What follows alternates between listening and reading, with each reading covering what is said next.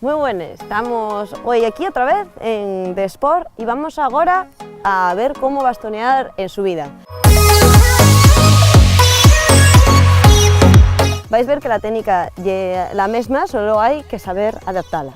Recordáis que trabajamos con core, esto toda la parte superior del cuerpo llámase el core, ¿no? Del inglés, viento, cómo no.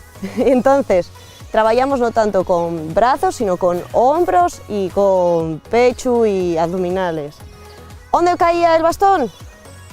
En el pie. Llevamos el peso adelante, no aquí, llevamos el peso adelante.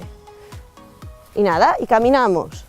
Podemos prolongar la zancada más si aprovechamos el bastoneo a tope. Es decir, podemos ir así,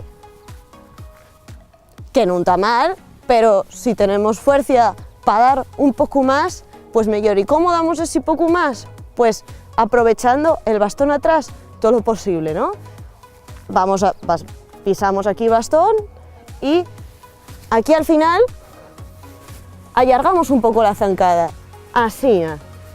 Con la muñeca aprovechamos y damos un golpe al final del toe para que sea un poco más larga, así.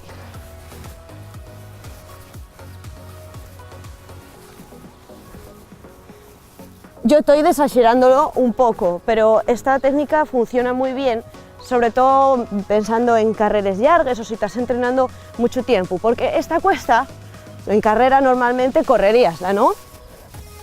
Pero si es muy larga, o a lo mejor ya una zona técnica, pues ya vamos un poco más jodidos como para caminarla, como para correrla, así que puedes caminarla y ir bastante rápido, dando zancadas bien largas, si aproveches los bastones, ¿no? Así que puedes ir.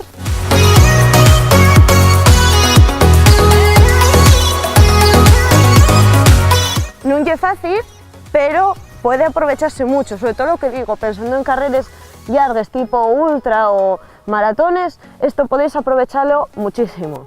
Así que aquí en Xixón, por ejemplo, aquí que estamos en la atalaya, pues tenemos diferentes tipos de subidas que podemos aprovechar para practicar este tipo de técnica. Hasta que vos falléis, no vamos a hacer series todavía, vamos solo a encontrarnos con la técnica, sin centrarnos en la velocidad.